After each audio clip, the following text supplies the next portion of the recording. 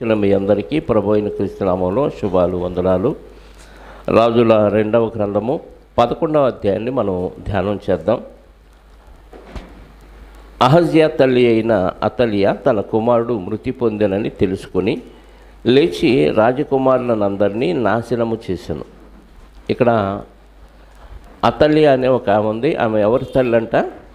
అహజ్యా తల్లి. అహజ్యా ఎవరు? అహజ్యా, యెహోరాము. ఇద్దరు అహజ్యాలు ఉన్నారు, ఇద్దరు యెహోరాములు ఉన్నారు. అది గుర్తుపెట్టుకోండి. ఒక యెహోరామేమో ఇశ్రాయేలుని పరిపాలించిన ఆహాబు కుమారుడు, ఒక యెహోరామేమో యూదులను పరిపాలించిన యెహోషాపాతు కుమారుడు. ఇద్దరు యెహోరాములు. అలాగే అహజ్యాలు కూడా ఇద్దరు ఉన్నారు. ఒక అహజ్యా యెహోరాము సహోదరుడు, అంటే ఆహాబు యొక్క కుమారుడు. రెండవ అహజ్యా యెహోరాము యూదులను పరిపాలించిన యెహోరాము కుమారుడు. ఆ పేర్లు ఒకే విధంగా ఉండటాన్ని బట్టి ఏ అహజ్యా ఎవరు, ఏ యెహోరాము ఎవరు అనేది కొంచెం బాగా మనసు పెడితే తప్ప అర్థం కాదు.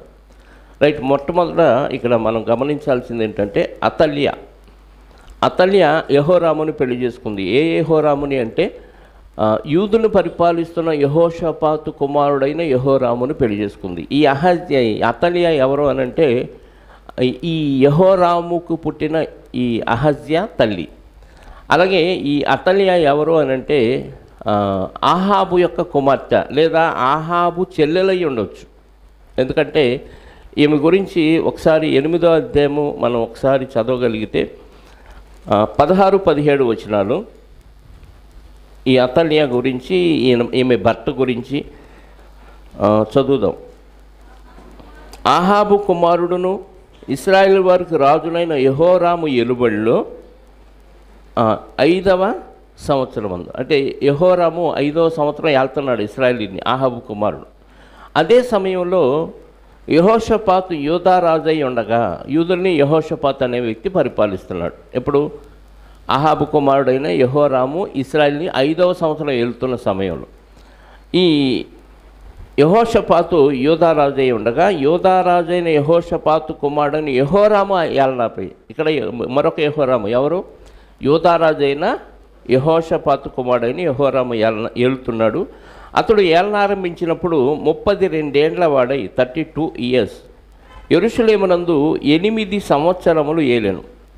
8 సంవత్సరాలు ఏలాడు. 32 ఏళ్ల వాడై ఏలనారంభించినప్పుడు 8 ఏళ్ళు ఏడాడు. అంటే దాదాపుగా ఈయనకు 40 ఇయర్స్ వచ్చేదాకా యెరూషలేముని ఏలాడు. ఎవరు? యెహోషాపాతు కుమారుడని యెహోరాము యూదుల్ని ఏలాడు.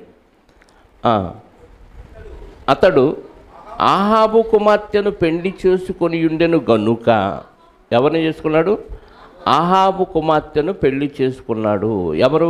యూదులను పరిపాలించే యెహోరాము ఆహాబు కుమార్తెను చేసుకున్నాడు. వాళ్ళకి వీళ్ళకి సంబంధాలు ఉండకూడదు, ఎందుకంటే వాళ్ళు విగ్రహారాధనలో ఉన్నారు. అంటే ఒక మాటలో చెప్పాలంటే ఈమె ఎవరంటే యెజబెలు కుమార్తె. ఎవరు? అతల్యా అనే ఆమె యెజబెలు కుమార్తె, యూదులను పరిపాలించే యెహోరాము భార్య. యెహోరాము తర్వాత యూదుల్ని పరిపాలిస్తున్న అహజ్యా తల్లి. యెహోరాము కొడుకు అహజ్యా. రైట్. 25-26 వచనాలు కూడా చదువుదాం. అదే 8వ అధ్యాయము. ఆహాబు కుమారుడును ఇశ్రాయేలు రాజునైన యెహోరాము ఏలుబడిలో 12వ సంవత్సరం, ఇందాక 16 వచనంలో 5వ సంవత్సరం మందు యెహోషాపాతు వెళ్తున్నాడని చదివాం. ఇక్కడ 12వ సంవత్సరం మందు యూదారాజైన యెహోరాము కుమారుడైన అహజ్యా, అంటే యెహోరాము చనిపోయాడు, ఇప్పుడు అహజ్యా వెళ్తున్నాడు. అతడు అహజ్యా ఏలనారంభించినప్పుడు 22 ఏండ్ల వాడై 22 ఇయర్స్ యెరూషలేములో 1 సంవత్సరము ఏలెను. అతని తల్లి పేరు అతల్యా. ఈమె ఇశ్రాయేలు రాజైన ఒమ్రీ కుమార్తె. ఇశ్రాయేలు రాజు ఒమ్రీ ఇశ్రాయేలు రాజు అయిన అహాబు తండ్రి. మరి ఒమ్రీ కుమార్తెని ఇక్కడ చదివాం. ఇందాక 17వ వచనంలో ఎవరు కుమార్తె అని చదివాం? ఆహాబు కుమార్తె. అంటే ఒమ్రీ కుమార్తె అయ్యి ఉండొచ్చు, అంటే ఆహాబుకి చెల్లెలు అయ్యి ఉండొచ్చు అతల్యా. కాకపోతే ఆ తండ్రి చనిపోయినాక ఏమని ఆహాబే పెంచుకొని ఉంటాడని కొంతమంది చరిత్రకారులు చెప్పిన విషయం. అయితే మనకి ఆహాబు కుమార్తె అని ఉంది, ఒమ్రీ కుమార్తె అని ఉంది. ఒమ్రీ కుమార్తె అంటే ఆహాబుకి చెల్లెలు అవుతుంది. కాబట్టి చెల్లెల్ని కుమార్తెగా పెంచుకొని ఈయనకి యెహోరాముకి ఇచ్చాడు. సో యూదులు పరిపాలించిన యెహోరాముకి అతల్యాకి పుట్టిన కుమారుని పేరు అహజ్యా. ఇశ్రాయేలును పరిపాలించిన అహజ్యా వేరు, యూదులు పరిపాలించిన అహజ్యా. ఇప్పుడు యెహూ వచ్చి వీళ్ళందరినీ చంపేసుకుంటా వెళ్ళిపోయాడు. వీళ్ళందరినీ వన్ బై వన్ మొత్తం రాజకుమారులందరినీ చంపేసుకుంటూ వెళితే ఆ సమయంలో ఈ అతల్యా ఏం చేసిందనేది 11వ అధ్యాయం 1వ వచనం నుండి చూస్తున్నాం మనం. అర్థమైందా? ఫ్లాష్ బ్యాక్ ఇప్పుడు దాకా మనం ఆలోచించింది. అహజ్యా తల్లి అయిన అతల్యా తన కుమారుడు మృతి పొందినని తెలుసుకొని లేచి రాజకుమారులను అందరినీ నాశనము చేశాను. మిగతా వాళ్ళు ఉంటారు కదా, రాజవంశానికి చెందిన వాళ్ళందరినీ చంపేసింది. ఆ సమయంలో రాజైన యెహోరాము కుమార్తెను అహజ్యాకు సహోదరియునైన యెహోషబా, అంటే యెహోరాముకి అహజ్యా కాకుండా ఇంకెవరున్నారు? యెహోషబా అనే సహోదరి ఉంది. యెహోరాము అతల్యాకి ఎవరున్నారు? ఒక కొడుకు, ఒక కూతురు ఉన్నట్టు. కూతురు పేరేంటి? యెహోషబా. యెహోవా ప్రమాణము చేయువాడు అని అర్థం. యెహోషబా అంటే యెహోవా ప్రమాణము చేయువాడు అని అర్థం. అంటే తమ్ముడు చనిపోయాడనే బాధ ఆమెలో లేదు. తమ్ముడు చనిపోయినందుకు తన తల్లి మిగతా రాజకుమారులందరినీ చంపుతుంటే అందులో ఇతను కూడా చంపుతుంది అనే ఉద్దేశంతో ఈమె ఏం చేసిందంటే అహజ్యా కుమారుడైన యావాషును హతమైన రాజకుమారులతో కూడా చంపబడకుండా అతన్ని రహస్యముగా తప్పించను గనుక వారు అతనిని అతని దాదిని పడక గదిలో అతల్యాకు మరుగుగా ఉండుట చేత అతడు చంపబడకుండెను.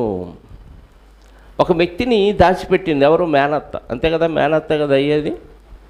యెహోషబ ఏమైంది? యావాషు గారికి. యావాషు అంటే యెహోవా ప్రాపకుడు, యెహోవా బలము గలవాడు అని అర్థం.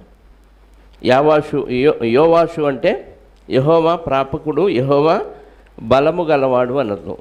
ఈ మేనల్లుని ఈ యెహోషబ దాచిపెట్టింది. ఎక్కడంటే ఎవరో ప్రవేశించలేని ఒక గదిలో దాచిపెట్టింది. ఆ గదిలో ఆ యాజకులు తప్ప ఇంకెవరు ఉండరు.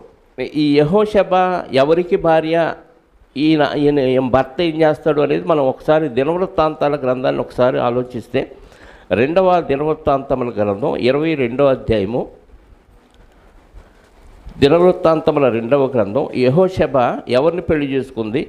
ఆయన సహకారంతోనే ఈ వ్యక్తిని యోవాషు గారిని దాచిపెట్టింది అని మనకి ఇక్కడ సమాచారం అందుతుంది. 22వ అధ్యాయము 11వ వచనం. దినవృత్తాంతముల 2వ గ్రంథం 22వ అధ్యాయము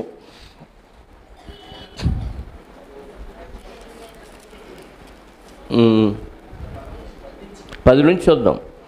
అహజ్యా తల్లి అయిన అతల్యా తన కుమారుడు చనిపోయినని వినినప్పుడు ఆమె లేచి యూదావారి సంబంధులకు వంశజులను అందరినీ హతము చేశారు. అయితే రాజులకు కుమార్తె అయిన యెహోషబతు అహజ్యా కుమారుడైన యావాషును హతులైన రాజకుమారుల నుండి దొంగిలించి అతనిని అతని దాదిని ఒక పడకటింటిలో ఉంచెను. అతనిని అతని దాదిని అంటే ఆమెను పెంచే ఒక ఆవిడ ఒక పడకటింటిలో ఉంచెను. యెహోరాము రాజకుమార్తెను యెహోయాదా అను యాజకుని భార్యనైన యెహోషబతు అతల్యాకు కనబడకుండా అతన్ని దాచిపెట్టను. యెహోషబతు ఎవరంట?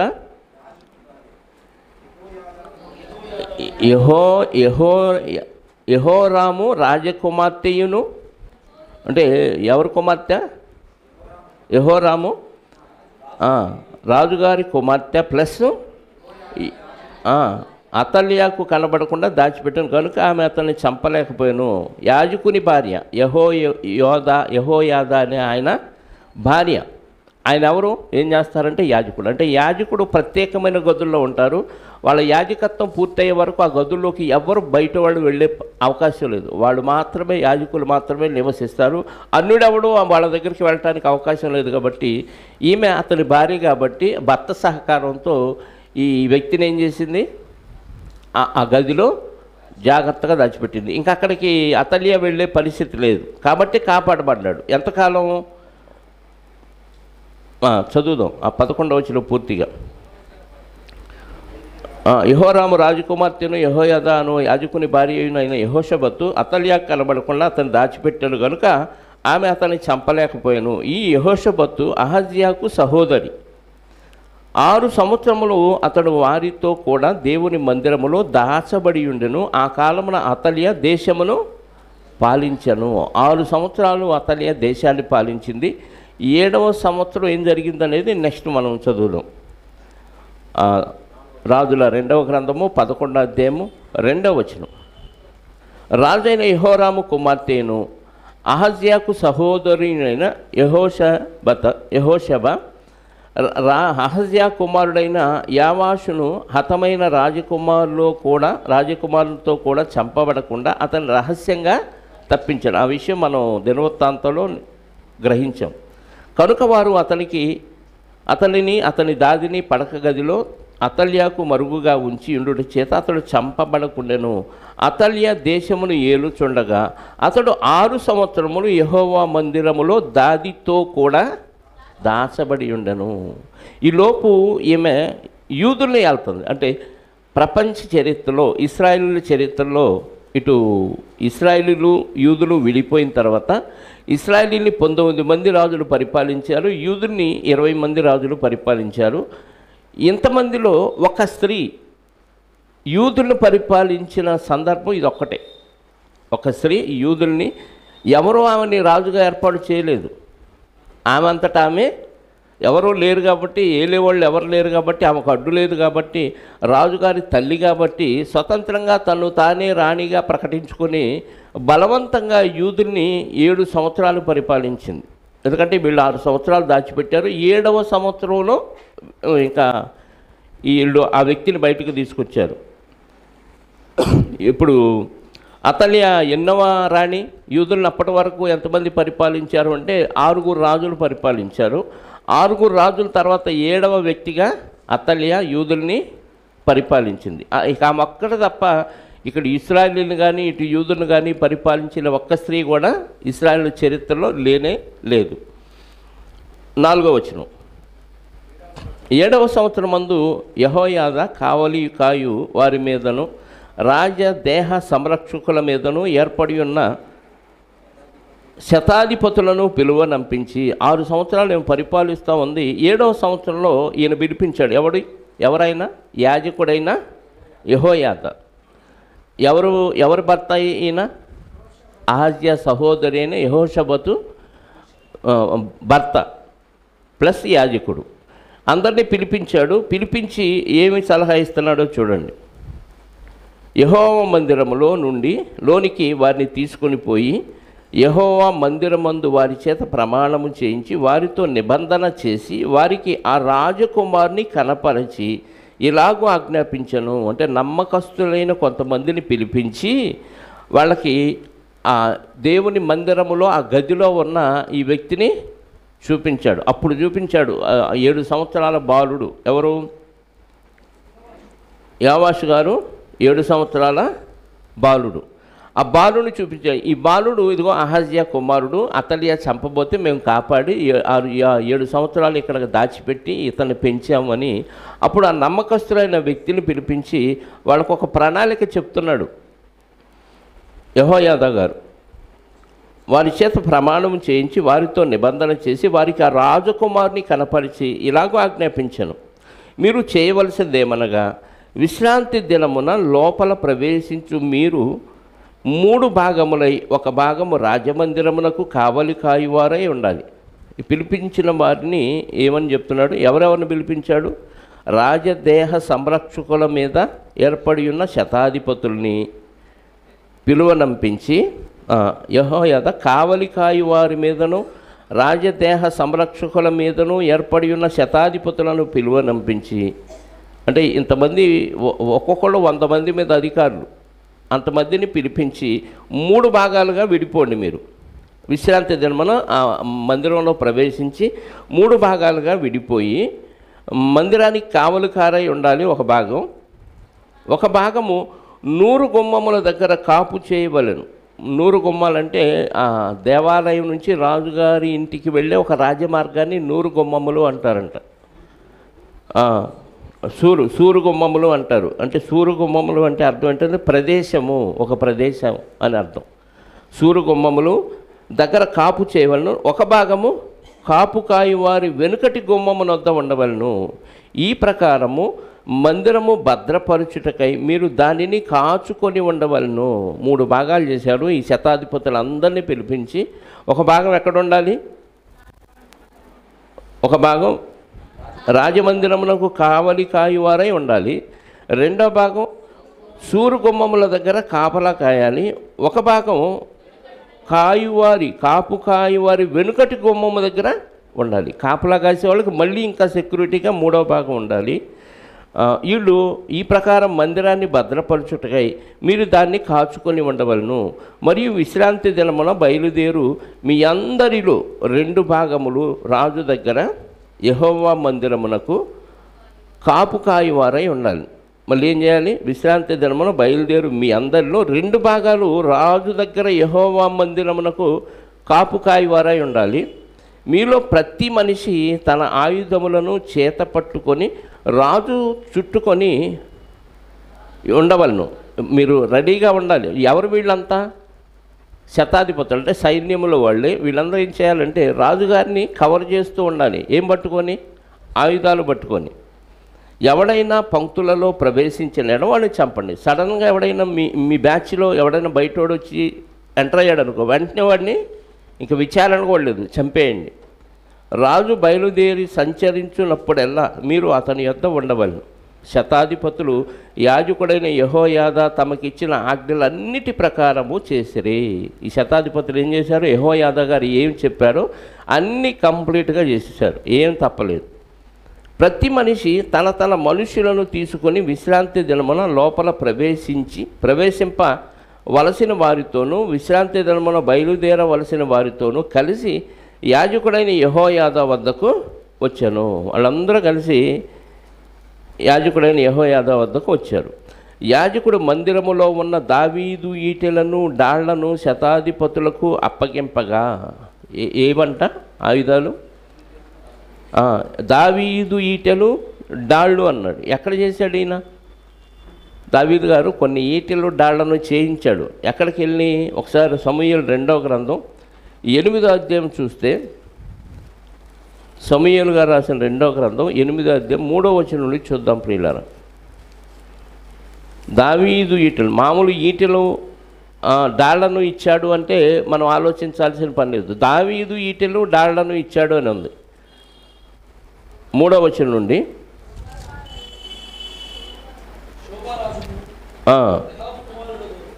శోభారాజును రెహోబు కుమారుడునకు హదదెజరు యూఫ్రటీసు నది వరకు తన రాజ్యమును వ్యాపింపచేయవలని బయలుదేరగా దావీదు అతనిని ఓడించి అతని యొద్ద నుండి 1700 మంది గుర్రపు రౌతులను 27 కాల్బలములను పట్టుకొని 20,000 కాల్బలములను పట్టుకొని వారు గుర్రములలో 100 ఉంచుకొని మిగిలిన వాటిని చీలమండ నరములు తెగ వేయించను. మరియు దమస్కులోనున్న సిరియన్లు శోభారాజుకు హదదెజరునకు సహాయము చేయరాగా దావీదు సిరియన్లలో 22,000 మందిని ఓడించి దమస్కు వశమున ఉన్న సిరియా దేశమందు దండును ఉంచగా సిరియన్లు దావీదునకు దాసులై కప్పము చెల్లించుచూ వచ్చిరి. దావీదు ఎక్కడికి పోయినను యెహోవా అతన్ని కాపాడుచుండెను. హదదెజరు సేవకులకు ఉన్న బంగారు డాళ్ళు దావీదు పట్టుకొని యెరూషలేమునకు తీసుకొని వచ్చాను. మరియు బెతహు బేరోతై అను హదదెజరు పట్టణములలో దావీదు రాజు విస్తారమైన ఇత్తడిని పట్టుకొనెను. దావీదు హదదెజరు 2 దండుదంతయు ఓడించిన సమాచారము హమాతు రాజైన తోయికి వినబడెను. హదదెజరునకు తోయికిని యుద్ధములు జరుగుచుండెను గనుక దావీదు హదదెజరుతో యుద్ధము చేసి అతన్ని ఓడించి ఉండటంతో తోయి విని తన కుమారుడు యోరాము చేతికి వెండి బంగారు ఇత్తడి వస్తువులను కానుకలుగా అప్పగించి కుశల ప్రశ్నలు అడిగి దావీదుతో కూడా సంతోషించుగా అతన్ని దావీదు వద్దకు పంపెను. రాజైన దావీదు తాను జయించిన జనముల యొద్ద పట్టుకున్న వెండి బంగారములతో వీటిని చేర్చి యెహోవాకు ప్రతిష్ఠించాను. వాటిని అతడు సిరియన్ల యొద్ద నుండి, మోయాబీల యొద్ద నుండి, అమోనీయుల యొద్ద నుండి, ఫిలిస్తీన్ల యొద్ద నుండి, అమాల్కిల యొద్ద నుండి, రెహోబు కుమారుడు హదదెజెరు శోభారాజు వద్ద నుండి పట్టుకొని ఉండెను. వీళ్ళందరి దగ్గర దోచుకున్న వాటితో ఇదిగో డాళ్ళు, ఈటెలు చేయించాడు. అవి అక్కడ ఎక్కడ భద్రపరిచారు? మందిరంలో యాజకుడి ఆధీనంలో వాటిని భద్రపరిచారు. ఇప్పుడు అవి ఇచ్చాడు వీళ్ళకి. ఎవరు? యెహోయాదా గారు ఏమిచ్చారు? దావీదు ఈటెలను, డాళ్లను. ఆ రోజు వాళ్ళందరినీ అన్నిలను ఓడించి పోగు చేసిన ఇత్తడి డాళ్ళు వీటన్నిటినీ, ఈటెలను ఇప్పుడు ఈయన యుద్ధం చేయటానికి ఇచ్చాడు శతాధిపతులకి. 11వ వచనం, కాపుకాయ వారిలో ప్రతి మనిషి తన తన ఆయుధములను చేత పట్టుకొని బలిపీఠము చెంతను, మందిరము చెంతను, మందిరము కుడి కొన మొదలుకొని ఎడమ కొన వరకు రాజు చుట్టూ నిలిచిరి. ప్రతి మనిషి తన తన ఆయుధాలు చేత పట్టుకొని బలిపీఠం చెంత, మందిరము చెంత, మందిరానికి కుడి మొదలుకొని ఎడమ కొన వరకు రాజు చుట్టూ నిలిచి, అంటే మందిరం అంతా కవర్ చేశారు, రాజుగారి చుట్టూ కవర్ చేశారు. ఎవరు వీళ్ళు? శతాధిపతులు. ఒక్కొక్కరి దగ్గర ఆయుధాలు ఉన్నాయి, డాళ్ళు ఉన్నాయి. అంటే యాజకుడు ఏది చెబితే ఈ శతాధిపతులందరూ అదే చేస్తున్నారు. శతాధిపతులైనా ఉంటారు, శతాధిపతులతో పాటు సైనికులు కూడా ఉంటారు. ఇంతమంది సైనికులు, శతాధిపతులు అందరూ కలిసి ఆ మందిరాన్ని ప్లస్ రాజుగారిని కవర్ చేస్తూ జాగ్రత్తగా కాపాడుతున్నాడు. బయట వాళ్ళు ఎవరైనా వస్తే మధ్యలోకి వాళ్ళని నిర్దాక్షిణ్యంగా చంపేయమన్నాడు. ఇదంతా ప్లాన్ ఎందుకంటే ఒక స్త్రీ యూదులను పరిపాలిస్తుంది, అది వాళ్ళకు అవమానం. ఈమె బలవంతంగా రాజ్యాన్ని చేజిక్కించుకుంది కాబట్టి, పైగా ఈమె యెజెబెలు కుమార్తె కాబట్టి, ఆహాబు కుమార్తె కాబట్టి ఈమె నుంచి రాజ్యాన్ని విడిపించాలి అనే ఉద్దేశంతో ఈ రాజు పెరిగే వయసును బట్టి చిన్నప్పటి నుంచి 6 సంవత్సరాలు కాపాడి 7వ సంవత్సరంలో బయటకు తీసుకొచ్చారు. ఇప్పుడు ఇతన్ని రాజుగా ప్రతిష్ఠించాలి. యూదులను పరిపాలించే రాజు రాజవంశంలో నుంచే రావాలి, అది దావీదు గారి వంశంలో నుంచే రావాలి. కాబట్టి ఇక్కడ ఇతన్ని రాజుగా ప్రతిష్ఠించడానికి ఈ యెహోయాదా అనే వ్యక్తి చాలా ప్లాన్ చేశారు. యెహోయాదా అనే వ్యక్తి ఎవరు? యాజకుడు. రైట్. 12వ వచనం, అప్పుడు యాజకుడు రాజకుమారుని బయటకు తోడుకొని పోయి అతని తల మీద కిరీటం పెట్టి, ఇప్పుడు తీసుకొచ్చాడు వాళ్ళ గదిలో నుంచి, యాజకుడు నివసించే గదిలో నుంచి జాగ్రత్తగా ఆ వ్యక్తిని బయటకు తీసుకొచ్చి అతని తల మీద కిరీటం పెట్టి ధర్మశాస్త్ర గ్రంథమును అతని చేతికిచ్చిన తరువాత, అంటే మనకి ద్వితీయోపదేశ కాండంలో మోషే గారు ఇశ్రాయేలు పరిపాలించే రాజు ఖచ్చితంగా ఒక ప్రతిని తన కొరకు వ్రాయించుకోవాలి. చిన్నపిల్లోడు కాబట్టి వెంటనే యాజకుడు తన దగ్గర ఉన్న ధర్మశాస్త్ర గ్రంథాన్ని ఈ వ్యక్తికి ఇచ్చేసి తన చేతికిచ్చి, వారు అతన్ని పట్టాభిషిక్తులుగా చేసి చప్పట్లు కొట్టి రాజు చిరంజీవి అగునుగాకని చాటించరే. వెంటనే ప్రకటన చేసేసాడు. చేసింది ఎవరు? యాజకుడు. యెహోయాదా అనే యాజకుడు కిరీటం పెట్టి ఒక దేవుని ధర్మశాస్త్ర గ్రంథాన్ని ఆ వ్యక్తికి ఇచ్చి రాజు చిరంజీవి అగునుగాక అని ప్రకటన చేశారు, చాటించారు. అతల్యా కాయువారును జనులను కేకలు వేయగా విని, ఈ కేకలన్నీ అతల్యా విని యెహోవా మందిరం ముందున్న జనుల దగ్గరకు వచ్చి, రాజు ఎప్పటి మర్యాద చొప్పున స్తంభము దగ్గర నిలుచుటయు, అధిపతులు బాకా ఊదువారును రాజులంతా నిలుచుటయు, దేశపు వారందరూ సంతోషించుచు శృంగధ్వని చేయుటయు చూచి తన వస్త్రములు చింపుకొని ద్రోహమని కేకలు వేయగా, ఈ సౌండ్ వినగానే అమ్మగారు బయటకు వచ్చారు. ఇదంతా చూసింది. ఆయన రాజుగా చేయటం, వీళ్ళంతా గోల చేయటం, ఆనందంతో అందరూ పరవళ్ళు తొక్కటం, ఇదంతా చూసి ఏమంది? బట్టలు చింపుకొని ద్రోహం. ఆమె చేసింది ద్రోహం. ఎవరైనా ఇదే చెడ్డవాళ్ళు ఎప్పుడు ఎదుటి వాళ్ళు చేస్తే తట్టుకోలేరు. మనం వెళ్ళి తప్పులు చేసామనేది ఆమె ఆలోచించాల. ఇప్పుడు ఆమె ద్రోహం చేసే కదా వచ్చింది. ద్రోహం చేసి వచ్చిన ఆమెకి ఎదుటోళ్ళు చేసింది ఏమనిపిస్తుంది? ద్రోహం. అంటే ఎదుటోళ్ళదే కనిపించింది కానీ మనది మనకి కనిపించదు. అందుకే యేసుక్రీస్తు వారు ఏమన్నా, ముందు నీ కంటిలో ఉన్న నలుసును తీసుకో, ఎదుటివాడి కంట్లో ఉన్న దూలం నీ కంట్లో ఉన్న దూలాన్ని తీసుకో, ఎదుటివారి కంట్లో చిన్న నలుసున్నా నీకు క్లారిటీగా కనపడుద్ది అని చెప్పాడు. అంటే ముందు నీ తప్పులను ఆలోచిస్తే ఎదుటివాళ్ళ తప్పులు నీకు అర్థమవుతాయి. వెంటనే ఎంత మాట అంది చూడు. యెజెబెలు కూడా ఏమంది యాహూ గారిని? ద్రోహం కాదు, జిమ్మిరి వంటి వాడా.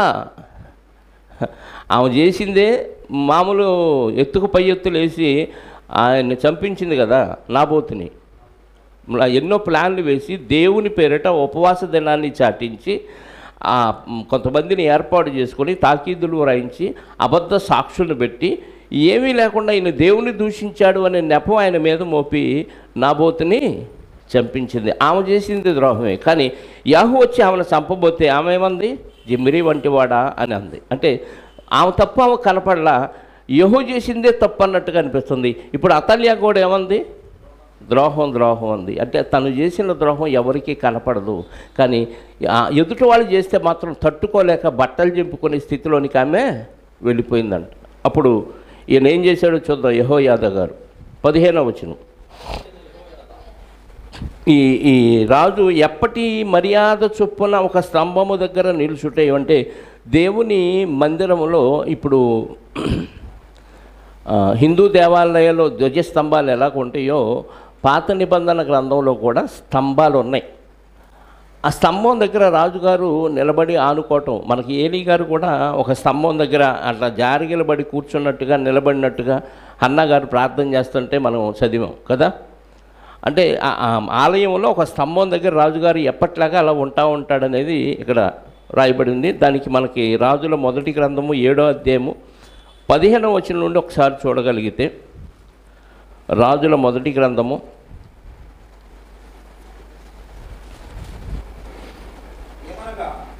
7వ అధ్యాయము 15వ వచనం నుండి, ఏమనగా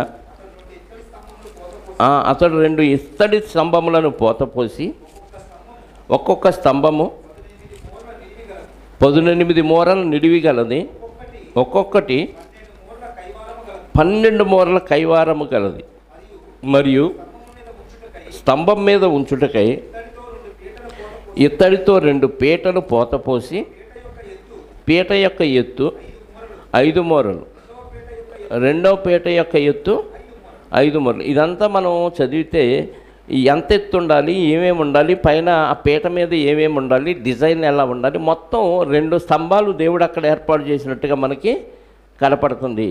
ఆ స్తంభం మీద రాజుగారు, ఎవరు రాజుగారు అంటే ఇక్కడ 7 సంవత్సరాల యొక్క ఆయన పేరేంటి? యోవాషు, అహజ్యా యొక్క కుమారుడు యోవాషు ఆ స్తంభం దగ్గర ఆనుకొని ఉన్నాడు. అధిపతులు బాకాబూదు వారును రాజుల వద్ద నిలవబట్టేయు దేశపు వారందరూ సంతోషించు శృంగధ్వని చేయుటయు చూచి తన వస్త్రములు చింపుకొని ద్రోహము ద్రోహమని అతల్యా కేకలు వేయగా, యాజకుడైన యెహోయాదా సైన్యములోని శతాధిపతులకు యెహోవా మందిరమందు ఆమెను చంపకూడదు, పంక్తులు బయటకు ఆమెను వెళ్ళగొట్టుడి.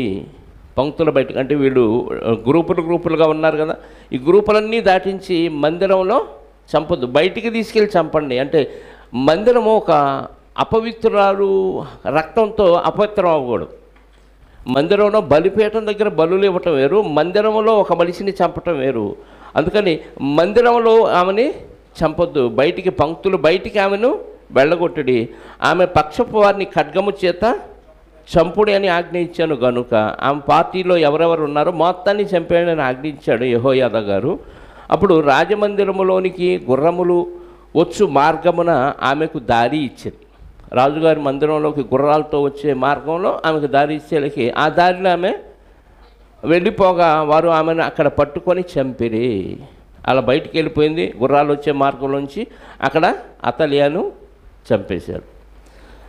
యెహోయాదా నిబంధన చేయించటం చూద్దాం 17వ వచనం. అప్పుడు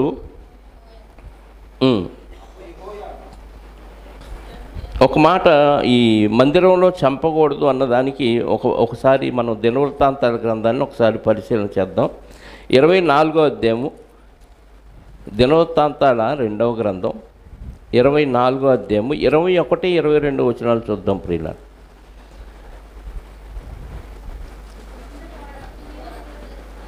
దినవృత్తాంతముల 2వ గ్రంథం 24వ అధ్యాయము 21, 22 వచనం.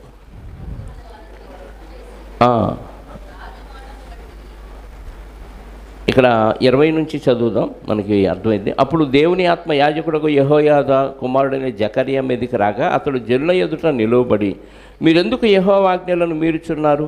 మీరు వర్ధిల్లరు, మీరు యెహోవాను విసర్జించిదిరి గనుక ఆయన మిమ్మల్ని విసర్జించి ఉన్నాడని దేవుడు సెలవిచ్చుతున్నాడు అని. ఎవరు ఈ జకర్యా? ఈ యెహోయాదా, యాజకుడైన యెహోయాదా కుమారుడు. ఆయన ఖచ్చితంగా ఖండించాడు. ఖండించలేకే ప్రజలు ఏం చేశారంట? అందుకు వారు అతని మీద కుట్ర చేసి, ఎవరు? యెహోయాదా కుమారుడైన జకర్యా గారి మీద కుట్ర చేసి, రాజు మాటను బట్టి యెహోవా మందిరపు ఆవరణము లోపల రాళ్ళు రువి అతన్ని చావగొట్టిరి. ఇక్కడ యాజకుడి కుమారుణ్ణి ఎక్కడ చంపేశారు? యెహోయాదా గారు నీతి పద్ధతి కలిగిన వాడు కాబట్టి మందిరంలో అపవిత్రం అవటానికి ఏమైనా అతల్యాన్ని చంపొద్దు, మందిరం బయటకు తీసుకెళ్ళి చంపాడంటే ఈ అక్రమార్కులు ఏం చేశాడు? అలాంటి యెహోయాదా, నీతిమంతుడుగా ఉన్న యెహోయాదా కుమారుడైన జకర్యా గారిని మందిరంలోనే రాళ్ళు రువి చంపేశాడు, చావగొట్టిరి, రాళ్ళు రువి అతన్ని చావగొట్టి. ఈ ప్రకారము రాజైన యావాషు జకర్యా తండ్రి అయిన యెహోయాదా తనకు చేసిన ఉపకారమును మరచినవాడు. ఈ యావాషే ఎవరినైతే ఈయన దాచిపెట్టి 7 సంవత్సరాలు కాపాడి రాజుగా చేసి ధైర్యంగా అతల్యాన్ని చంపించాడో ఆ యాజకుని కుమారుణ్ణి ఈరోజు ఏం చేశాడు? అదే యావాషు చంపేశాడు, మందిరంలోనే చంపేశాడు. ఆ రోజు ఈయనేమో మందిరం బయటికి తీసుకెళ్ళి చంపండి అంటే యెహోయాదా కుమారుణ్ణి మందిరంలోనే చంపించాడు, అదే యావాషు. ఆ ప్రకారము రాజైన యావాషు జకర్యా తండ్రి అయిన యెహోయాదా తనకు చేసిన ఉపకారమును మరచిన వాడై అతని కుమారుని చంపించను. అతడు చనిపోవునప్పుడు యెహోవా దీన్ని దృష్టించి దీనిని విచారణలోనికి తెచ్చునుగాక. నేను నీతిమంతుడు కదా, దేవుడికి అప్పగించుకున్నాడు. ఇది ఖచ్చితంగా దేవుడు చూస్తాడు, దీన్ని విచారణలోకి తీసుకొస్తాడు, నీకు మూడిందయ్యా యావాషు అని వార్నింగ్ ఇచ్చి వెళ్ళిపోయాడు, చనిపోయాడు. రైట్.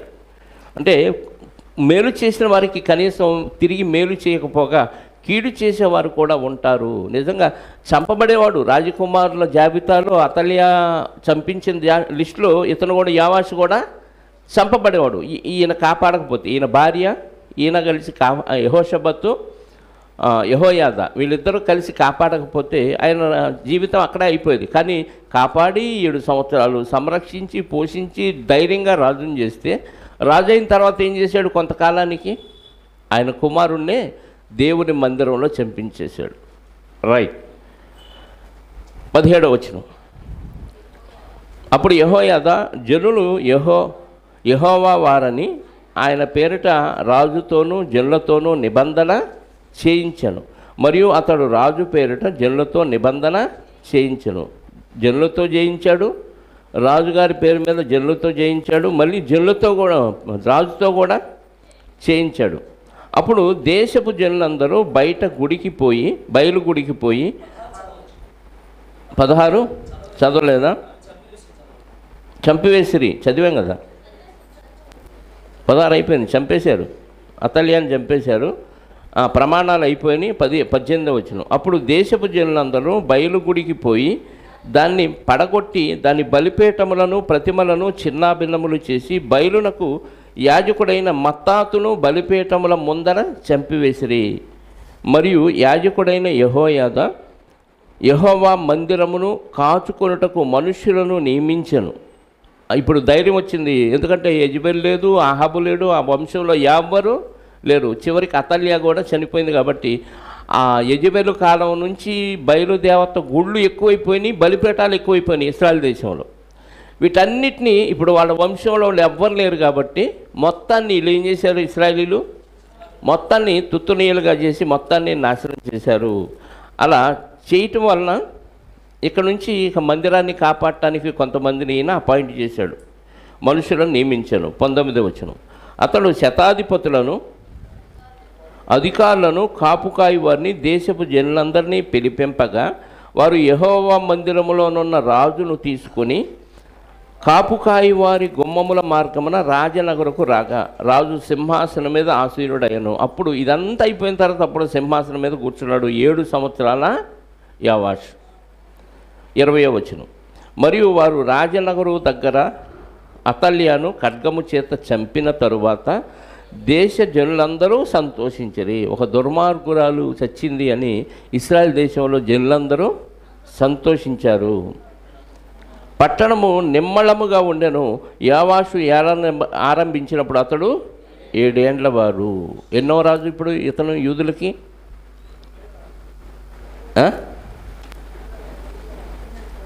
యోవాషు ఎన్నో రాజు? 8వ రాజు. 7వ రాణి ఎవరు? అతలియా. 8 వ్యక్తి యోవాషు.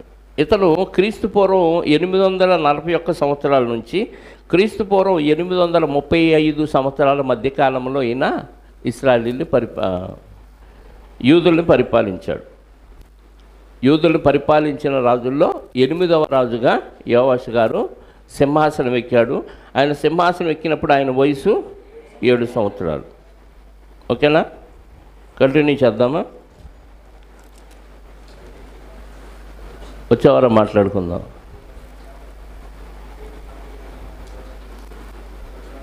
కమాన్, సమయం ఉంది. రైట్. యెహూ ఏలుబడిలో 7వ సంవత్సరం మందు యోవాషు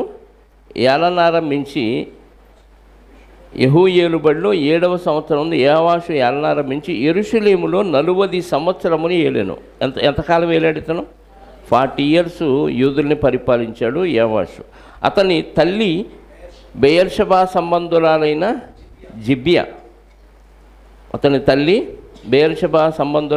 జిబ్యా. యాజకుడైన యెహోయాదా తనకు బుద్ధి నేర్పువాడై ఉండు దినములన్నిటిలో యోవాషు యెహోవా దృష్టికి అనుకూలముగానే ప్రవర్తించను. గురువుగా ఎవరున్నారు ఈయనకి? యెహోయాదా ఉన్నాడు. ఆయనకి అన్ని విషయాలు నేర్పించాడు. ఎవరు? యెహోయాదా గారు. నేర్పించినంతకాలం దేవుడి దృష్టిలో ఎలా ఉన్నాడంట? బుద్ధి నేర్పువాడై ఉండు దినములన్నిటిలో యోవాషు యెహోవా దృష్టికి, అంటే గురువు ఉంటే గురువు భయంతో పద్ధతిగా ఉంటారు. గురువు చచ్చిపోతే, గురువు లేకపోతే, గురువుని వదిలేస్తే ఇంకా చెప్పేవాడు లేక చెడిపోయినట్టుగా పాడైపోతాడు. ఆ మాట అక్కడ రాయించాడంటే దేవుడు ఆయన ఉన్నంతకాలం దేవుడి భక్తిలో బాగానే ఉన్నాడు. ఆయన ఎప్పుడైతే చనిపోయాడో అతడు అయితే ఉన్నత స్థలములను కొట్టివేయబడక నిలిచెను. జనులు ఇంకనూ ఉన్నత స్థలముల యందు బలులు అర్పించుచు ధూపం వేయించు ఉండిరి. అంటే ఒక చెడు ప్రారంభమే కాకూడదు, ప్రారంభం అయిన తర్వాత దాన్ని నిర్మూలన చేసిన దాని ఛాయ మాత్రం ఎక్కడికి పోదు. అప్పుడప్పుడు చూడండి, నమ్ముకున్న వాళ్ళల్లో కూడా పాత అలవాట్లు, బూతులు తిట్టడం కానీ, మోసాలు చేయటం కానీ, అబద్ధాలు ఆడటం కానీ, కొన్ని వ్యసనాలు వదలలేరు. అంటే చెడు బాగా అలవాటైంది, మారు మనసు పొంది బాప్తీసం పొందిన తర్వాత కూడా కొన్ని తొందరగా వదలవు. అంటే దాని ఛాయలు ఇంకా భక్తుల్లో అక్కడక్కడ కనపడతానే ఉంటాయి. ఈయన కూడా బలిపీఠాలను కొట్టివేయలేదంట కొన్నింటిని. ఆల్రెడీ ఇశ్రాయేలీలు ఈయన ఎప్పుడైతే చంపేశారో, ఈయన ఎప్పుడైతే యోవాషు రాజు అయ్యాడో మొత్తం ఆ బయలుదేవత గుళ్ళు, గోపురాలు, బలిపీఠాలు మొత్తాన్ని పాడు చేశారు. ఈయన రాజు అయిన తర్వాత 40 ఏళ్ళు పరిపాలించాడు. 7వ సంవత్సరంలో రాజు అయ్యి 40 ఏళ్ళు పరిపాలించాడంటే ఈయన వయసు, ఈయన దిగిపోయే సమయానికి అంతా, చనిపోయే సమయానికి 47 సంవత్సరాలు, అంతే కదా. 47 సంవత్సరాలకి ఈయన చనిపోయాడు. అప్పటి వరకు ఈలోపు ఆయన కొన్ని కార్యక్రమాలు దేవునికి ఇష్టకరమైనవి చేయలేదు. అంటే బలిపీఠాలను అలాగే ఉన్నత స్థలాల్ని అలాగే ఉంచాడు. అందుకని జనాలు ఉన్నాయి కదా అని, మన తాత ముత్తాతలు సేవించిన దేవతలు కాబట్టి మనం వదిలితే ఎట్లా, మనకు అవి ఉగ్రరూపం దాల్చి మన మీదకి క్రోధంతో వస్తాయి, మనకి శాపం అయిపోతాయి అనే ఒక భయం ఉంటుంది. అందుకే చాలామంది హిందువుల్లో నుంచి వచ్చిన వాళ్ళు కూడా క్రైస్తవంలోకి వచ్చినా కూడా మాకు పాతకాలంలో మొక్కుబళ్ళు ఉండేయండి, అవి తీర్చకపోతే ఆ దేవతకి కోపం వచ్చి మా మీద మళ్ళీ పగ తీర్చుకుంటుందేమోనని మొక్కుబళ్ళకి వెళ్ళిన వాళ్ళు కూడా ఉన్నారు. విన్నారా ఈ మాటలు? కొంతమంది పాత అలవాట్లు ఉన్నవాళ్ళు అలా వెళ్ళిపోతారు. అదే ఇది అంటే దాన్ని కూడా దేవుడిగా నమ్ముతున్నారన్నమాట. ఈ ఇశ్రాయేలీలు అయ్యి ఉండి వీళ్ళు ఆ బలిపీఠాల మీద బలులు అర్పించడం ఇవన్నీ మానేయాలి. ఎందుకంటే ఈయన వాటిని అన్నింటినీ నిర్మూలన చేస్తే ఈ సమస్య ఉండేది కాదు. కానీ నిర్మూలన చేయకపోవటం వలన, ఆ ఛాయలు అక్కడ ఉండటం వలన వీళ్ళు ఏం చేస్తున్నారు? ఆ బలులు అర్పించే కార్యక్రమంలోకి ధూపం వేయించు ఉండిరి. 4వ వచనం, యోవాషు యాజకులను పిలిపించి యెహోవా మందిరములోనికి తేబడు ప్రతిష్ఠిత వస్తువుల విలువను అనగా జనసంఖ్య దాఖలు చేయబడిన జనులు తెచ్చిన ద్రవ్యమును వంతుల చొప్పున ప్రతి మనిషికి నిర్ణయమైన ద్రవ్యమును స్వేచ్ఛ చేత ఎవరైనాను యెహోవా మందిరములోనికి తెచ్చిన ద్రవ్యమును యాజకులలో ఒక్కొక్కడు తనకు నెలవైన వారి యొద్ద తీసుకొని మందిరము ఎచ్చటెచ్చట శిథిలమై ఉండెను, అచ్చటచ్చట దానిని బాగు చేయింపవలనని ఆజ్ఞయించను. ఎంత మంచోడు చూడండి. ఎందుకంటే గురువుగారు బాగా నేర్పించాడు. దేవుని పట్ల భయభక్తులు ఉన్నాయి కాబట్టి ఏ ధనంతో మందిరాన్ని ఎక్కడెక్కడ డ్యామేజ్లు అయినాయి అవన్నిటినీ ఏ డబ్బులతో బాగు చేయించాడంట. 4వ వచనం, మందిరములోనికి తేబడి ప్రతిష్ఠిత వస్తువుల విలువను జనసంఖ్య దాఖలు చేయబడిన జనులు తెచ్చిన ద్రవ్యమును వంతుల చొప్పున ప్రతి మనిషికి నిర్ణయించబడిన ద్రవ్యమును. ఇప్పుడు 3 రకాలైనవి. స్వేచ్ఛ చేత ఎవరైనా యెహోవా మందిరంలోనికి తెచ్చిన ద్రవ్యమును, ఇది ఆజ్ఞేయం కాదు, వాళ్ళ ఇష్టానుసారంగా కొంత ద్రవ్యం తెచ్చారు, అది 4వ పాయింట్. యాజకుల్లో ఒక్కొక్కడు తనకు నెలవైన వారి యొద్ద తీసుకొని, అంటే తెలిసిన వారి దగ్గర యాజకుడు ఒక్కొక్కడు వసూలు చేసి దానిని బాగు చేయింపవలనని ఆజ్ఞయించను. అంటే ఎవరెవరు ఏ ఇస్తారో అవన్నీ మీరు ఎన్ని రకాలుగా ఆదాయం వచ్చినా ఈ డబ్బంతా తీసుకొని ఏం చేయాలి? శిథిలమైపోయిన మందిర పనులు చేయించాలని ఒక ఆజ్ఞ యాజకులకి ఇచ్చాడు. 6వ వచనం, అయితే యోవాషు ఏలుబడిలో 23వ సంవత్సరం వరకు యాజకులు మందిరము యొక్క శిథిలమైన స్థలములను బాగు చేయకయే ఉండిరి గనుక ఈయన ఆజ్ఞించిన ఈయన పరిపాలనలో 23 సంవత్సరాలు వచ్చే వరకు ఏ కాలంలో ఈయన చెప్పాడు, ఏ వయసులో చెప్పాడో తెలియదు కానీ 7 సంవత్సరాలప్పుడు సింహాసనం ఎక్కి 23 ఏళ్ళు పరిపాలించేదాకా వీళ్ళు ఆజ్ఞని నెరవేర్చలేదు. ఏ ఆజ్ఞని? ఇవన్నీ వసూలు చేసి మందిరం పాడైపోయిన మందిరం భాగాల్ని బాగు చేయలేదు. ఇప్పుడు కూడా అంతే కదా, పలాంది చేయండి, పలాంది చెడిపోయింది బాగు చేయండి అంటే ఎవరో పట్టించుకునేవారు కదా. ఆనాడు వీళ్ళు ఎలా ఉన్నారో యాజకులు, ఈనాటి క్రైస్తవుల పరిస్థితి కూడా ఇది. ఎవరికి పట్టదు, అందరూ సొంత కార్యములను చూసుకొనిచున్నారు కానీ మందిరపు కార్యక్రమాలు చూసేవాళ్ళు ఎవరు లేరు. మందిరంలో ఏముంది ఏమి లేదు, ఏది కొద్దు ఉంది, ఏమి పట్టించుకోరు. అది ప్రతి క్రైస్తవుడి బాధ్యత, సంఘ సభ్యుల బాధ్యత, సంఘము యొక్క అవసరాలు తీర్చే బాధ్యత. ఎక్కడెక్కడ ఏ డబ్బులు వస్తాయి అవన్నీ వసూలు చేసి మందిరానికి కావలసిన సరంజామా కొనాలి, మందిరానికి ఏదైనా అవసరమైతే దానికి కేటాయించాలి. 23 సంవత్సరాల పరిపాలనలో 23 సంవత్సరాలు పరిపాలించే వరకు వీళ్ళు ఈ ఆజ్ఞను పాటించలేదంటే ఎన్నో సంవత్సరం పరిపాలనలో ఈ ఆజ్ఞ ఇచ్చాడో తెలియదు కానీ మొత్తానికి ఒక 10-15 సంవత్సరాల తర్వాత ఇచ్చుంటాడు అనుకున్నా, లేదు 10 ఏళ్ల తర్వాత 15 ఏళ్ల తర్వాత. ఆ తర్వాత ఎంత హీనం చేసుకున్న 10 ఏళ్ళు వీళ్ళు ఏం చేసి ఉంటారు? జాప్యం చేశారు యాజకులు. దేవుని మందిరానికి ఇవన్నీ వసూలు, మరి అవి సొంతగా వాడుకున్నారు, ఖర్చు పెట్టారో తెలియదు కానీ మొత్తానికి ఈయన చెప్పిన పని, రాజుగారు చెప్పిన పని యాజకులు చేయలేదంట. 6వ వచనం, అయితే యోవాషు ఏలుబడిలో 23వ సంవత్సరం వచ్చు వరకు యాజకులు మందిరం యొక్క శిథిలమైన స్థలములను బాగు చేయకయే ఉండిరి కనుక యోవాషు యాజకుడైన యెహోయాదాను మిగిలిన యాజకులను పిలిపించి, మందిరములో శిథిలమైన స్థలములను మీరు ఎందుకు బాగు చేయకపోయితిరి? ఇకను మీ నెలవైన వారి యొద్ద ద్రవ్యము తీసుకొనక మందిరములో శిథిలమైన స్థలములను బాగు చేయుటకై మీరు అంతకుముందు తీసుకున్న దాన్ని అప్పగించుడని ఆజ్ఞ ఇచ్చిండను. ఇక నుంచి మీరు జనాల దగ్గర తీసుకోవటం ఆపేయండి, ఇప్పటిదాకా వసూలైన తీసుకొచ్చి అప్పగించండి. ఎందుకు ఇప్పటిదాకా మీరు బాగు చేయకుండా ఉన్నారని గురువుగారినే పిలిపించి, ఇంకా మిగతా వాళ్ళని పిలిపించి, గురువుగారు అంటే ఎవరు? యెహోయాదా. పెంచిన గురువుగారిని పిలిపించి మీరు ఎందుకు ఇప్పటిదాకా బాగు చేయలేదు, ఇప్పటిదాకా వసూలైన తీసుకురండి, ఇప్పటిదాకా వసూలైన తప్ప ఇంకెక్కడా ఎవరి దగ్గర ఏమీ తీసుకోవద్దని ఒక ఆజ్ఞ జారీ చేశాడు. కాబట్టి 8వ వచనం, యాజకులు మందిరములో శిథిలమైన స్థలములను బాగు చేయటం మా వశము లేదు కనుక జనుల యొక్క ద్రవ్యము ఇక తీసుకొనమని చెప్పిరి. మాకు కుదరదు, మాకు వశంలో లేదు, మందిరంలో పాడైన స్థలాలు బాగు చేసే పని మాది కాదనో, మాకు కుదరదనో, మాకు సాధ్యం కాదనో చెప్పేశారు రాజుగారితో. అదేదో ముందే ప్రారంభంలో చెప్పొచ్చుగా కదా. అంటే కొంతమంది ఎలా ఉంటారంటే ఒక పని అప్పగిస్తే చేస్తామో చేయమో చెప్పరు, తీరా ఎందుకు చేయలేదని అడిగినప్పుడు ఇది నాకు కుదరదు అంటారు. ఎప్పుడు చెప్పాలా మాట? చెప్పండి, ఎప్పుడు చెప్పాలా మాట? పని ఆజ్ఞాపించినప్పుడే చెప్పాలి. ఈ పని నువ్వు చేయాలి పలానా రోజు అంటే కుదిరిద్దో కుదరదో ఏమి చెప్పరు, సరేలని సైలెంట్గా ఉంటారు. తీరా సమయం అయిపోయినాక అడిగితే ఇదిగో ఈ యాజకులు ఏం చెప్పారో అలాగే చెప్తారు. అది మా వశమునా లేదు, ఇక నుంచి తీసుకోం, ఎవరి దగ్గర మేము డబ్బులు ఎక్కడా వసూలు చేయము అని చెప్పేశారు ఈజీగా. 9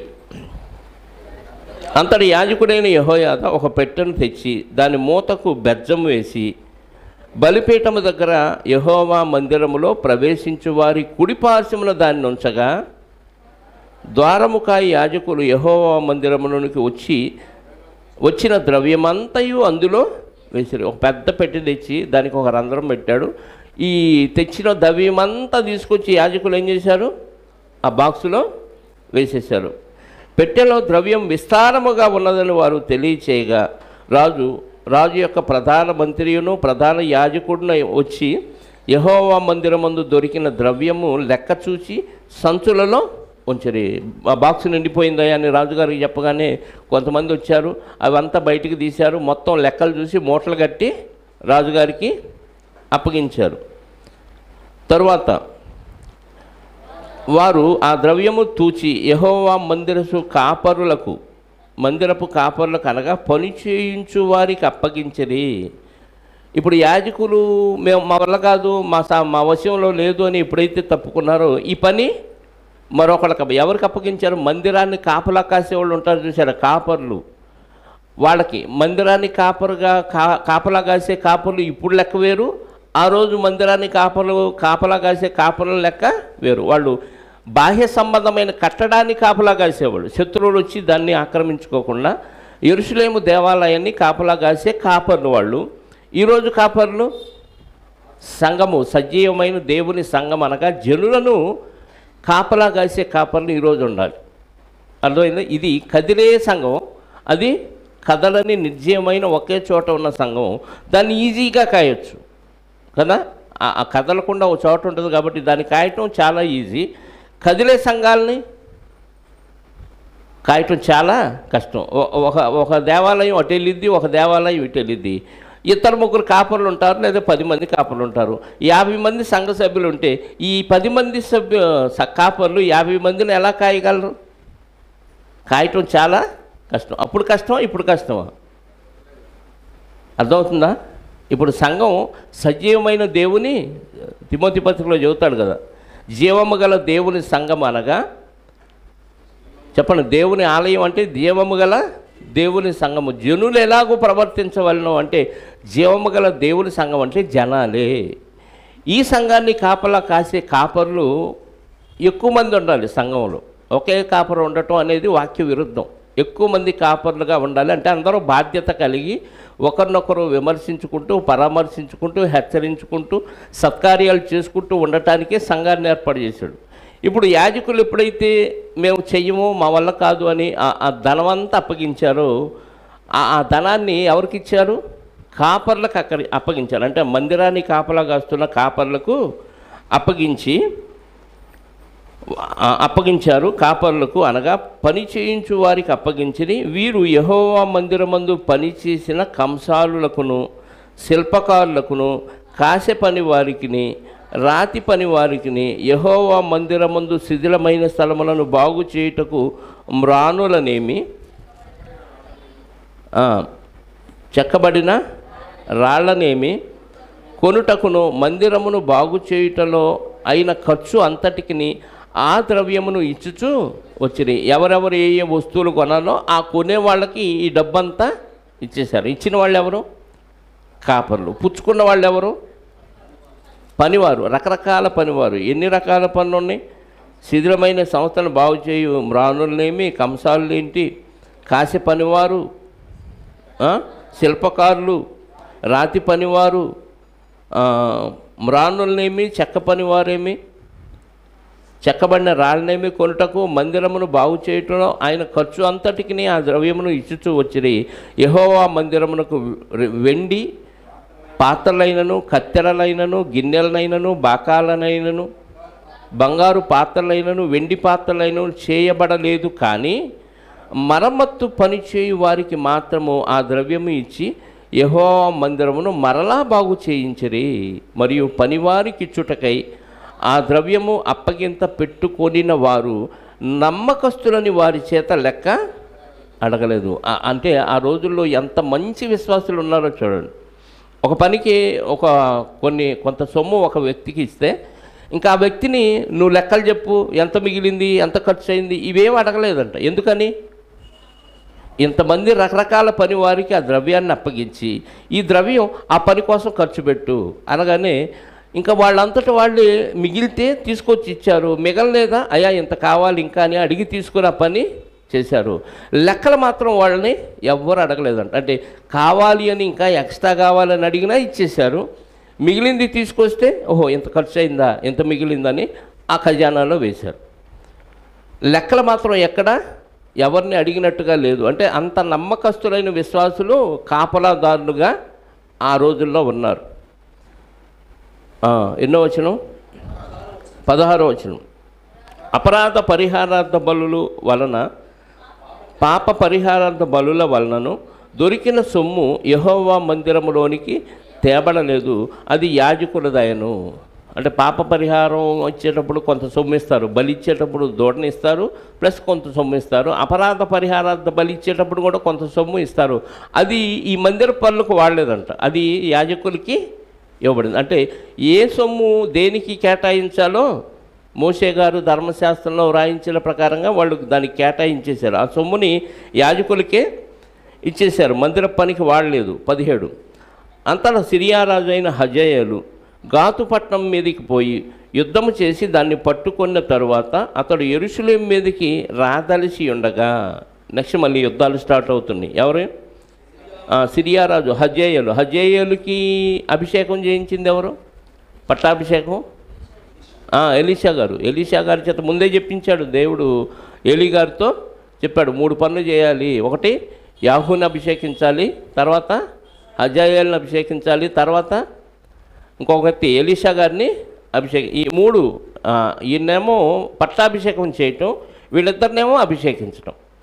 ఇది చెప్పాడు. ఆ 3 జరిగినాయి. ఇప్పుడు హజాయేలు ఏం చేశాడు? సిరియా రాజు హజాయేలు గాతు పట్టణం మీదకి పోయాడు, దాన్ని చక్కగా పట్టుకున్నాడు. ఆ తర్వాత యెరూషలేము మీద కూడా రాదలిసి ఉండగా యోధారాజు అయిన యావాషు తన పితరులైన యెహోషాపాతు, యెహోరాము, అహజ్యాను యోధారాజులు ప్రతిష్ఠించిన వస్తువులన్నిటినీ తాను ప్రతిష్ఠించిన వస్తువులను యెహోవా మందిరములో మోను రాజనగర్లోను ఉన్న పదార్థములలోను కనబడిన బంగారం అంతయు తీసుకొని సిరియా రాజైన హజాయేలునకు పంపగా అతడు యెరూషలేము వద్ద నుండి తిరిగి ఎంత బతికి ఏం చేశాడు యోవాషు? సిరియా రాజు వచ్చి యుద్ధం చేస్తాం మీ మీద కూడా, మేము ఎక్కడికి వెళ్ళాం? గాతు పట్టణానికి వెళ్ళి దాన్ని జయించి పట్టుకున్నాం, మీ పట్టణాన్ని కూడా మేము ఓడిస్తామంటే మరి ఇంతకాలం యాజకుడు పెంచిన పెంపకం అయిపోయింది. దేవుడికి ఎల్ల భయభక్తులు కలిగి ఎంత న్యాయంగా చేసి దేవుని మందిరం బాగు చేసే పనులు ఇవన్నీ సత్కార్యాలు చేసిన యెహోవాషు ఏమైపోయాడు? ఇతర రాజు, అన్య రాజు వచ్చి మీ దేశం మీద యుద్ధం చేస్తాం జయిస్తామంటే వెంటనే దేవుడి దగ్గరికి వెళ్ళి ప్రాధేయపడి ప్రార్థన చేసి ఏంటి నాయనా యుద్ధానికి వెళ్ళాలా వద్దా, ఆ పలానా రాజు ఇలా అంటున్నాడు అని విచారణ చేయలా. మిగతా రాజులందరూ, యూదుల రాజులందరూ ఎవరైనా రాజు వస్తే దేవుని యొద్ద విచారణ చేసి వారి మీద యుద్ధానికి వెళ్ళామా మానుదమా అని ఎంక్వైరీ చేసి దేవుడు వెళ్ళమంటే వెళ్ళారు, వద్దంటే సైలెంట్గా ఉన్నారు.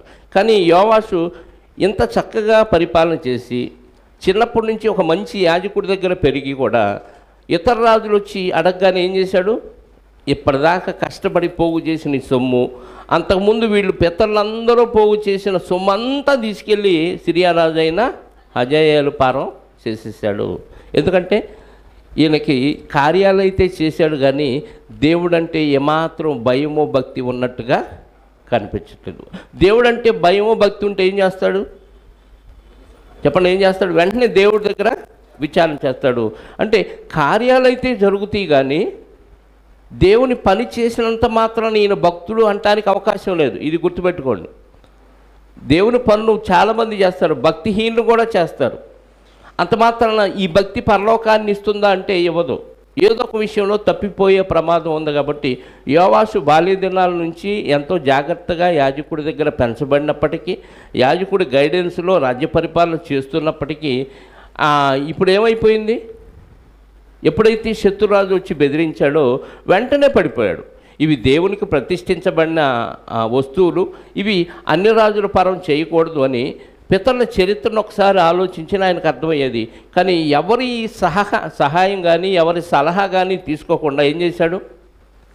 వెంటనే రాజుకి అజేయులకి అతడు మొత్తం అప్పగించేశాడని మనం చదువుకుంటున్నాం. అతడు యెరూషలేము వద్ద నుండి తిరిగిపోయాడు. ఎప్పుడైతే ఇవన్నీ వచ్చేసాడో, ఓహో మనకు రావాల్సినవి అంతా వచ్చేసింది, వీడు మనకు లోబడిపోయాడు కాబట్టి ఇంకా అవసరం లేదని హజాయాలు తిరిగి వెళ్ళిపోయాడు. వచ్చే వారం మిగతా భాగం మాట్లాడుకుందాం. చదువుదాం, ఇంకా 3 వచనాలుగా అయిపోద్దాం. యోవాషు చేసిన ఇతర కార్యములను గూర్చి, అతడు చేసిన దాన్ని అంతటిని గూర్చి యోధా రాజుల వృత్తాంతముల గ్రంథమందు వ్రాయబడి ఉన్నది. అతని సేవకులు లేచి కుట్ర చేసి సిల్లా అను చోటికి పోవు మార్గమందున్న మిల్లో అను నగరునందు యోవాషును చంపిరి. ఎప్పుడైతే దేవునికి విరోధంగా ఈయన ఇతర రాజుకి ఈ సొంకం ఇచ్చేశాడో, ఈ వస్తువులని దేవాలయంలో ప్రతిష్ఠించబడిన వస్తువులని ఇచ్చేశాడో, దేవుడు విడిచిపెట్టేశాడు. దాంతో ఏం చేశారు? సిల్లా, అతని పేరు సిల్లా అంటే సువ్వ, బట్ట, తూనిక అని అర్థం. అతను అతని సేవకులు లేచి కుట్ర చేసి సిల్లాను చోటికి పోవు మార్గమందు మిల్లో అనంటే పోడ్చబడినది అని అర్థం. మిల్లో అను నగరునందు యోవాషును చంపారు. ఎట్లనగా షిమాతు కుమారుడైన యొజాకారు, షోమేరు కుమారుడైన యెహోజాబాదు అను అతని సేవకులను అతని మీద పడగా అతడు మరణమయ్యను. ఎవరెవరంట? షోమేరు కుమారుడైన షిమాతు కుమారుడైన యెజోకారు, షోమేరు కుమారుడైన యెహోజాబాదు అను అతని సేవకులు అతని మీద పడగా అతడు మరణమయ్యను. జనులు దావీదు పురమందు అతని పితరులతో సమాధిలో అతని పాతిపెట్టిరి. అతని కుమారుడైన అహజ్యా అతనికి మారుగా రాజైన. మళ్ళీ ఇక్కడ ఒక అహజ్యా వచ్చాడు. అమజ్యాల అహజ్యాల, దీనిలో అమజ్యా అని పడింది. అహజ్యా అంటే 2 పేర్లు ఉన్నాయి మరి ట్రాన్స్లేషన్లో. 21వ వచనంలో అతని కుమారుడైన అహజ్యా అని పడింది, కొన్ని బైబిల్లో అమజ్యా. 24-27 దినవృత్తాంతాల 2వ గ్రంథం.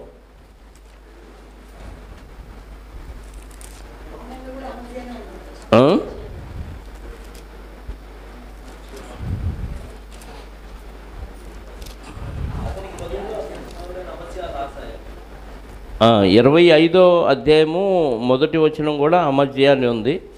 24-27 అమజ్యా రాజయ్యను. 25 1వ వచనం, 24-27 చివరి మాట.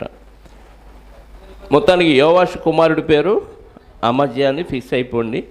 అమజ్యా అనగా యెహోవా శక్తిమంతుడు అని అర్థం. ఎన్నో రాజు యూదులు పరిపాలించిన ఎన్నో రోజు అమజ్యా?